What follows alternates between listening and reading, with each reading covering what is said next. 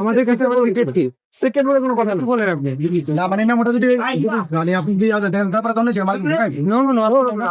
আমরা মোবাইল করে এসেছি এটা আপনি দেখাতে পারবেন মানে দেখাতে পারবেন আপনাদের যুক্তিটা একেবারেই অযৌক্তিক, এটা কোনো যুক্তি না। আপনাদের আপনি কিনছেন সেটা লোকজনকে জানাতে পারবেন না, এটা কেমন কথা?